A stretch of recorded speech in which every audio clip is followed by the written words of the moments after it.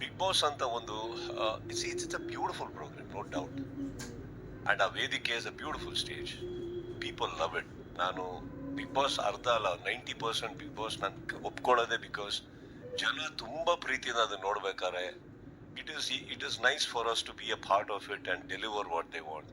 ಯಾವುದೋ ಒಂದು ಫಾರ್ಮ್ಯಾಟ್ ಅಲ್ಲಿ ಎಂಟರ್ಟೈನ್ ಮಾಡ್ತಾ ಇರ್ತೀವಲ್ಲ, ಬಟ್ ಎಲ್ಲೋ ಒಂದ್ ಕಡೆ ಬಿಗ್ ಬಾಸ್ ಸ್ಟಾರ್ಟ್ ಆಗ್ತಿದ್ದಾಗೆ ನಂದೊಂದು ಲೈಫ್ ಒಂಚೂರು ಮ್ಯೂಟ್ ಆಗುತ್ತೆ. ಅಂದ್ರೆ 4 ದಿನ ಮಟ್ಟಿಗೆ ಎಲ್ಲಾರು ಹೋಗ್ಬೋದು ನಾನು. ಭಾನುವಾರ, ಸೋಮವಾರ, ಮಂಗಳವಾರ, ಬುಧವಾರ, ಗುರುವಾರ. ಭಾನುವಾರ ಶೂಟಿಂಗ್ ಮಾಡಿದ್ರೆ, ಯಾಕೆ ಭಾನುವಾರ ಟ್ರಾವೆಲಿಂಗ್ ಅಲ್ಲಿ ಹೊರಟೋಗೋದು. ಶುಕ್ರವಾರ ಎಲ್ಲೇ ಇದ್ರು ವಾಪಸ್ ಓಡಿ ಸ್ಟುಡಿಯೋ ಬರ್ಬೇಕು ನಾನು. Because I have to see all the episodes, have to do justice. So ಹಾಗಿರ್ಬೇಕಾದ್ರೆ ಮತ್ತೆ ಶನಿವಾರ full shooting, it goes on till night. And ನಾನು ನಿಮ್ಗೆ ಹೇಳಿದೆ ಕೂಡ, ನಮ್ಮ ಪ್ರಕಾಶ್ ಅವರು ಬಹಳ ಸಹೃದಯ ನಿರ್ದೇಶಕರು. ಅವರು ಹೋದ ಎಪಿಸೋಡಲ್ಲೇ ಬೇಕಾದ್ರೆ ಈ ಸೀಸನ್ ತೆಗೆದಿರ್ತಾರೆ, ಅಷ್ಟು ಶೂಟ್ ಮಾಡ್ತಾ ಇರ್ತಾರೆ ಅವರು. ಸೊ ನನ್ನನ್ನ ಶನಿವಾರ ಸ್ಟಾರ್ಟ್ ಆದ್ರೆ ಲಿಟ್ರಲಿ ಭಾನುವಾರ ರಾತ್ರಿ ಬೆಳಗ್ಗೆನೆ ಬಿಡೋದು ಅವ್ರು ನಮ್ಮನ್ನ. ಸೊ ಅಲ್ಲಿ ಹೋಗೋ ಇಟ್ ಇಸ್ ಅ ಪ್ರಾಸೆಸ್. ಅಲ್ಲಿ ಬಂದಾಗ I had a chat with everybody. I said I think 10 years ಆಯ್ತು. I mean you go ahead with somebody else ಮಾಡಿ ಅಂದ್ಬಿಟ್ಟು. ಅದು ಯಾವುದೋ ಮಿಸ್ಅಂಡರ್ಸ್ಟ್ಯಾಂಡಿಂಗ್ ಇಂದ ಅಲ್ಲ, ಅಥವಾ not because they have always made me feel very comfortable. And it's become a part of my, what do you say, household talk. ಇವತ್ತು big boss ಅಂದ ತಕ್ಷಣನೇ ನಮ್ಮನೇಲಿ ಕೂತಿ ಯಾರೋ ಒಬ್ರು ಬೈತಾ ಇದ್ರು ನನಗೆ ಬೈತಾ ಇದಾರೆ ಅನ್ನೋ ಫೀಲಿಂಗ್ ಬರುತ್ತೆ. It is become like that. So ನೀವು ಹೇಳಿದ ಸತ್ಯನೇ. ಅಂಡ್ ಬಟ್ ಇದನ್ನ ಹೇಳಿದ್ಮೇಲೆ ಫಸ್ಟ್ ಟೈಮ್ ನನಗೆ ಗೊತ್ತಾಗಿದ್ದು ಕಲರ್ಸ್ ಅಲ್ಲಿ ಇಷ್ಟು ಜನ ಇದ್ದಾರೆ, ಎಂಡಮಾಲ್ ಅಲ್ಲಿ ಇಷ್ಟು ಜನ ಇದ್ದಾರೆ, ಎಲ್ಲಾರು ನಮ್ಮ ಮನೆಗೆ ಬಂದಿದ್ರು ಒಪ್ಸಕ್ಕೆ ಫಸ್ಟ್ ಟೈಮ್ 10 ವರ್ಷದಲ್ಲಿ. ಅವಾಗ ಅನ್ನಿಸ್ತಾ, ಅಯ್ಯೋ ಫಸ್ಟ್ ಸೀಸನ್ನೇ ಮಾಡಬೇಕಿತ್ತು, ಇಷ್ಟು ಇಂಪಾರ್ಟೆನ್ಸ್ ಕೊಡ್ತಾ ಇದಾರಲ್ಲ ಇವಾಗ ಅಂದ್ಬಿಟ್ಟು. Just kidding. But yeah, sir ಈ ಬಾರಿ ಕಾನ್ಸೆಪ್ಟೇ ತುಂಬಾ ಚೆನ್ನಾಗಿದೆ, ಸ್ವರ್ಗ ನರ್ಕ ಅನ್ನೋದು. ಬೈಕು ಈಗ ಪಾಸ್ ಆಗ್ಬೇಕು. ಸರ್ ಮನೆ ಒಬ್ರು ಒಂದೇ ಪ್ರಶ್ನೆ ಕೇಳ್ಬೇಕು, ಇದು ರಿಕ್ವೆಸ್ಟ್ ಶಾರದಾ ಮೇಡಮ್. ಸರ್ ಮನೆಯ ವಿನ್ಯಾಸ ಕೂಡ ಅದೇ ತರ ಇರುತ್ತಾ, ಸ್ವರ್ಗ ನರಕ ಆ ತರ ಇರುತ್ತೆ.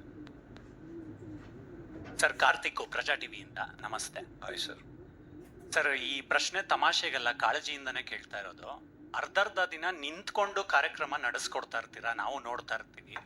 ಸೆಟ್ ಅಲ್ಲಿ ಕೆಲವೊಂದ್ಸಲ ರೀಟೆಕ್ಸ್ ಕೂಡ ಸ್ಟೇಜ್ ಮೇಲೆ ಒಂದ್ಸತಿ ಕ್ಯಾಮ್ರಾ ಆನ್ ಆಗಿ ನಾನು ಅಲ್ಲಿರೋ ಕಂಟೆಸ್ಟೆಂಟ್ಸ್ಗೆ ನನಗೂ ಅವ್ರಿಗೂ ಲಿಂಕ್ ಆಯ್ತು ಅಂದ ತಕ್ಷಣನೇ it is live.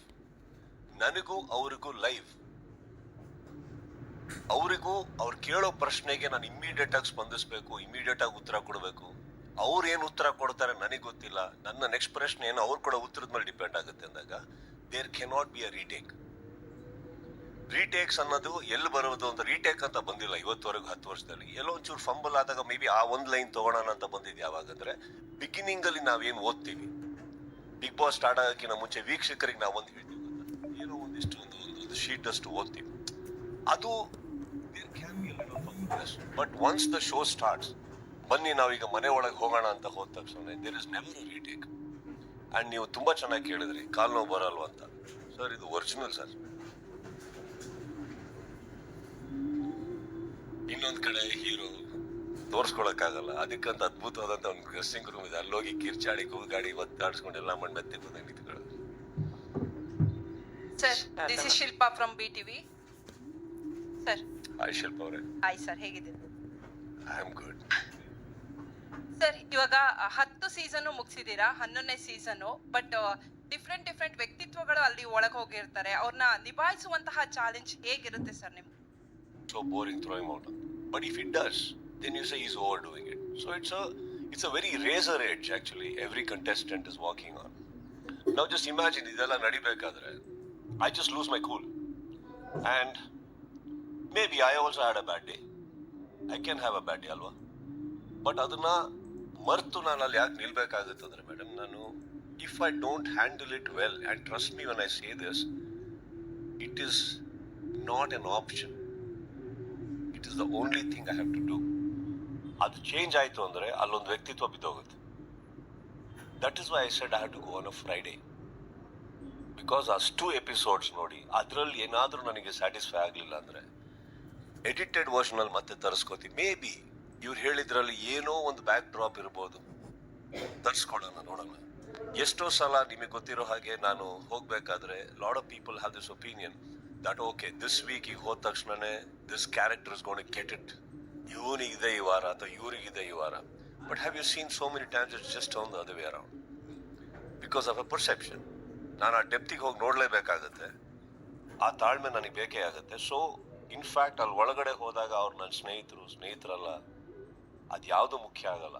I have to do a good justice to what is happening there to my best ability. I am not going to say I cannot go wrong. Frankly speaking, ಆ show ನಡಿಬೇಕಾದ್ರೆ the moment I am interacting with the contestants, that is where everything can go wrong.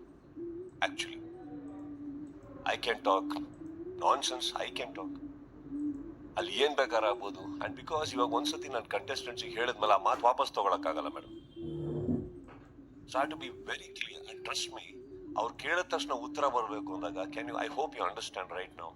ನೀವು ನನಗೊಂದು ಪ್ರಶ್ನೆ ಕೇಳ್ತೀರಿ, ನನ್ನ answer immediate ಆಗಿ start ಆಗಬೇಕು. ಇಲ್ಲ ಅಂದ್ರೆ you will think that I am thinking something or somebody is prompting something here and then I am going to answer ಅಲ್ವಾ. So there is nothing like that. So all this 10 years when ಆ interaction ನಡ್ಬೇಕಾದ್ರೆ it is about me, ನಾನು ಕೊಡೋ ಉತ್ತರಗಳು, ನಾನು ಅವ್ರಿಗೆ handle ಮಾಡೋ ರೀತಿ. For that I have to spend a lot of time with my director, my team, the episodes. And in fact ನಾನು ಬಿಗ್ ಬಾಸ್ ನಡೀತಾ ನಿಮ್ಗಳಿಗೂ ಒಳ್ಳೆ ಉತ್ತರ ಕೊಡೋಕೆ ಸ್ಟಾರ್ಟ್ ಮಾಡ್ಬಿಟ್ಟಿದ್ದೀನಿ. It's Bigg Boss is taught me a lot.